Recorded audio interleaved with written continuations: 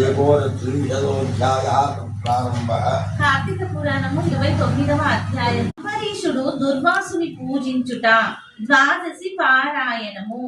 అత్రి మహాముని అగస్త్యుల వారితో ఈ విధముగా సుదర్శన చక్రము అంబరీషునికి అభయమిచ్చి ఉభయులను రక్షించి భక్తి కోటికి దర్శనమిచ్చి అంతర్ధానమైన వైనము చెప్పి తిరిగి ఇట్లు నుడువ ఆరంభించెను.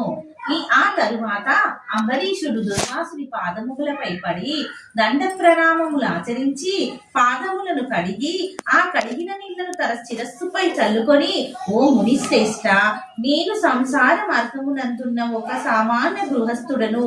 నా శక్తి కొలది నేను శ్రీమన్నారాయణ్ణి సేవింతును. ద్వాదశి వ్రతము చేసుకొనుచు ప్రజలకు ఎట్టి కీడుయు రాకుండా ధర్మభక్తునుడై రాజ్యమేలుచున్నాను. నా వలన మీకు సంభవించిన కష్టమునకు నన్ను మన్నింపుము. మీ ఎడల నాకు అమితమైన అనురాగము ఉండుట చేత తమకు ఆతిథ్యము ఇవ్వవలయునని ఆహ్వానించితిని.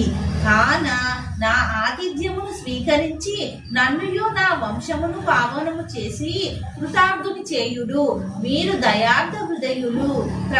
ప్రథమ కోపముతో నన్ను శపించినను మరల నా గృహమునకు విచ్చేసితిరి. నేను ధన్యుడనైతిని. మీరాక వలన శ్రీ మహావిష్ణువు యొక్క సుదర్శనమును చూచు భాగ్యము నాకు కలిగినది. అందులకు నేను మీకు ఉపకారము చేయ మరువలేకున్నాను.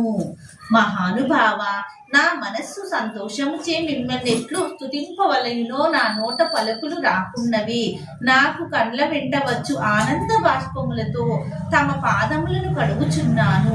తమకు ఎంత సేవ చేసినను ఇంకనూ రుణపడి ముందును. కాన ఓ పుణ్యపురుష, నాకు మరలా నరజన్మ రాకుండా ఉండేటట్లు సదా మీ బోటి ముని శ్రేష్ఠుల యందును ఆ శ్రీమన్నారాయణుని యందును మనస్సు